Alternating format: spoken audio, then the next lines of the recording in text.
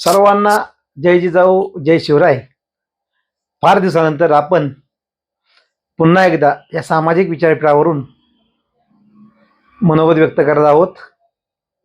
मनोगत व्यक्त करत असताना आत्ता झालेल्या ज्या निवडणुका आहेत त्या निवडणुकीविषयी आपण आज चर्चा करणार आहोत. तर आपण उत्तम कामठे ऑफिशियल यूट्यूब चॅनलला जरूर भेट द्यावी व चॅनलला लाईक करावं, सबस्क्राईब करावं, त्याचबरोबर शेअर करावं ही सर्वांना विनंती आहे.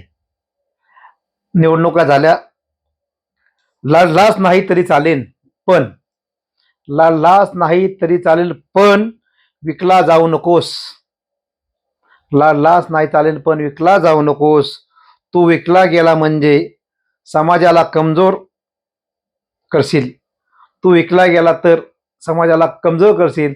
हे विधान खुद्द डॉक्टर परमपूज्य बाबासाहेब आंबेडकरांचं आहे. आपण कालच्या इलेक्शनमध्ये पाहिलंच काय झालं. शर्मेची बाब वाटते की निवडणूक आयोग, सर्वोच्च न्याय व्यवस्था, पोलीस बळ आणि या देशाची पूर्ण अर्थव्यवस्था ज्यांच्या हातात आहे त्यांच्याकडून कोणतीच अपेक्षा आता खऱ्या अर्थाने उरलेली नाही. जी व्यवस्था ते स्वतःसाठी वापरतात. आम्ही मतदार उड्या डोळ्याने फक्त बघतो, आमच्या हातात आहे आणि ते गुप्त आहे, ते स्वतःच्या मनाने करायचं असतं. प्रत्येक मतदाराने करावं हे बाकी, लोकशाही फक्त नावाला शिल्लक आहे. इथे ज्याची सत्ता येईल तो वरील व्यवस्थेला स्वतःच्या बळावर हुकुमशाहीच प्रमाणे राबवत आहे. म्हणून मतदार जरूर करा, पण व स्वतःच्या बुद्धीने मान्य असेल तेच करा. मतदान करायचे, मग पैसे कोणाचेही घ्यायचे असू द्या. तुमचा पवित्र मतदानाचा हक्क मात्र विकू नका ही विनंती. पुढे जाऊन सांगेन आपणास मी, मताचा मिळालेला अधिकार तुमच्या मुक्ती साधन आहे. मताचा मिळालेला अधिकार तुमच्या मुक्ती साधन आहे. मिळालेले साधन तुम्ही पैशावरती विकाल तर तुमच्यासारखे आत्मघातकी, समाजद्रोही व मूर्ख दुसरा कोणीही नसेल. तसंच बंधू भगिनींना विनंती आहे, कोणत्याही स्थितीत तुम्हास मिळालेला हा अधिकार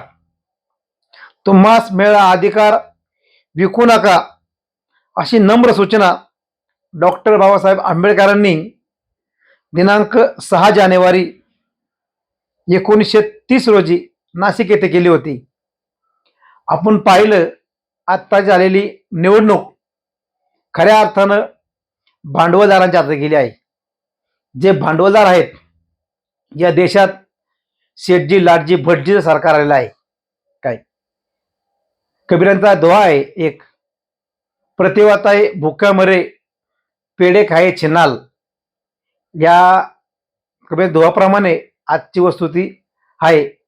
जे खरे कार्यकर्ते आहेत, जे सामाजिक चळवळीशी निगडीत आहेत, त्यांचा मात्र या ठिकाणी पूर्णपणे कच्चा झालेला आहे.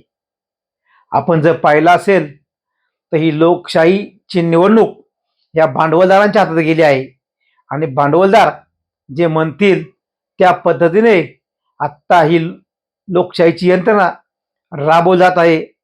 तुम्ही पाहिलं असेल या निवडणुकीमध्ये पैशाचा पाऊस पडला, सगळ्यांनी पैसे वाटले आणि आम्ही पैसे घेतले सुद्धा. आपल्यासारखे नालायक या जगात आहेत हे आपण दाखवून दिलं आहे.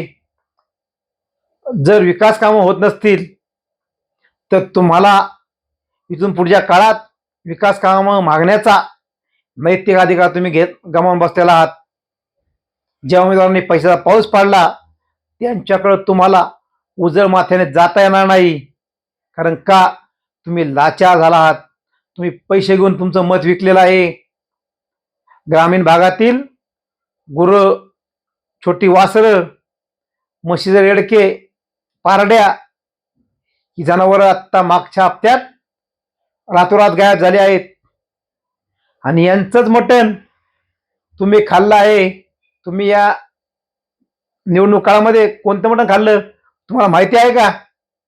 ग्रामीण भागात पेपरला बातम्या येतात की वासरं गायब झाली, म्हशी रेडक्या गायब झाली. तुम्ही यांचं मटण खाल्लेलं आहे. की स्वतःला धार्मिक मुद्द्यावर म्हणता आम्ही हे बघतं ते बघतं, काय त्यांनी देखील आजोजी या गाईच्या वासरांचं मटण खाल्लेलं आहे. हे लक्षात ठेवा. अहो लाजा वाटाय पण तुम्हाला आम्हाला की दारू, बाटली, पैसे घेऊन तुम्ही आम्ही आज हे मतदान केलं आहे. तुम्हा आम्हाला नैतिक अधिकार या ठिकाणी राहिलेला नाही. लोकशाही भांडवल हातात गेली आहे.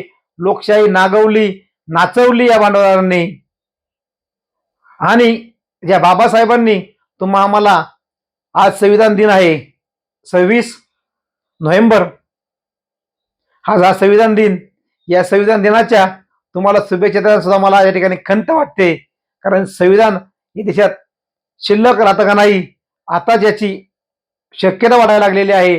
कारण तुम्ही आम्ही जे आता लोकशाहीचा जो उत्सव आला काल परवा, या उत्सवामध्ये स्वतःला जिंकून टाकलं. ज्या महामानवांनी तुम्हा आम्हाला मतदानाचा अधिकार दिला, या महामानवाला देखील आपण तुम्ही आम्ही या ठिकाणी आज बदनाम केलं, कलंकित केलं. आपल्याला लाजा वाटत नाही का? आपण काय केलं आहे? संपूर्ण यंत्रणा भ्रष्ट झाली आहे. अनेक ठिकाणी तर मतदान केंद्र ताब्यात घेण्यात आली. त्या ठिकाणी हाणामारी करून मतदान कोण दिलं नाही अनेक केंद्रावरती. ही हुकुमशाहीचं राज्य या देशामध्ये प्रस्तावित व्हायला लागलेलं आहे. आगामी काळात आपण गुलामगिरीकडे चाललो आहोत हे देखील ध्यानात ठेवावं. इंग्रजांची गुलामगिरी कळत होती. आत्ताची आधुनिक गुलामगिरी, तुमचा मेंदू गुलाम झालेला आहे तेव्हा गुलामगिरी कळत नाही. आपण सर्व गुलाम झालो आहोत याची देखील आपल्याला आज या ठिकाणी खात्री वाटत नाही की आपण पैसे घेऊन या विकलो गेलो आहोत. संपूर्ण मतदारसंघात तो कोणताही मतदारसंघ असा राहिला नाही की त्या मतदारसंघामध्ये मतदार विकला गेला नाही. अतिशय शरमेची बाब आहे. आपल्याला लाज वाटली पाहिजे. आपण काय करतोय? जो लोकशाही तुम्हाला आम्हाला अधिकार दिलाय त्या अधिकार तुम्ही डावलून खोट्या प्रतिष्ठेपायी आणि गावगाड्यातील पुढाऱ्यांचं तर सांगायच नको. संपूर्ण महाराष्ट्रात जे गावगाड्यातले पुढारी आहेत यांनी तर स्वतःला फार मोठ्या ह्याच्यावर विकलं आहे. सर्व प्रमुख उमेदवारांचे पैसे घेतले आणि अक्षरशः स्वतःची घरं भरण्याचं काम केलं आहे यांनी. अनेक तरुणांना व्यसनाच्या खाईत ढकलून द्यायचं काम केलं आहे. अनेक तरुण या निमित्ताने आज व्यसनाच्या आहारी गेले आहेत. अनेकांना दारूची व्यसनं लागली आहेत. हे तुमच्या आमचेच गाव पुढारी यांना पार्ट्या देतात, धाब्यावर येतात, यांची सोय करतात आणि तुमच्या आमची मुलं या ठिकाणी आज व्यसनाच्या आहारी जाणारा गेली आहेत. ह्याला जबाबदार कोण आहे? तर येणारी ही निवडणूक, ज्या निवडणूक माध्यमातून भरमसाठ पैशाचा पाऊस पाडला. तुम्ही आम्ही पैसे अंदाने घेतले परंतु लोकशाही धोक्यात आली. तुम्हा आम्हाला नैतिक अधिकार नक्कीच राहिलेला नाही. इथून पुढच्या काळात तुम्हा आम्हाला बोलण्याचा अधिकार नाही हे निश्चित लक्षात ठेवावं.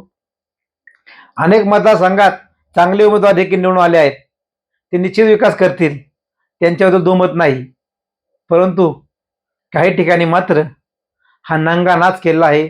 लोकशाही नागवली आहे, नाचवली आहे.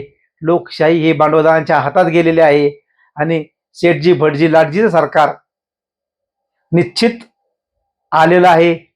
या निमित्तानं तुम्हाला तुमचा फार कळवळा येतो सगळ्यांचा, म्हणून हा व्हिडिओ करण्याचा प्रयत्न केला आहे. ज्यांना व्हिडिओ आवडेल त्यांनी उत्तम कामटे ऑफिशियल यूट्यूब चॅनलला लाईक करावं, सबस्क्राईब करावं, त्याचबरोबर हा शेअर करावं ही विनंती करतो. जर काही चुकलं असेल ते माझं समजावं. आपल्या सर्वांचा उत्तम बाप्पू कामठे. जय जिजाऊ, जय शिवराय, धन्यवाद.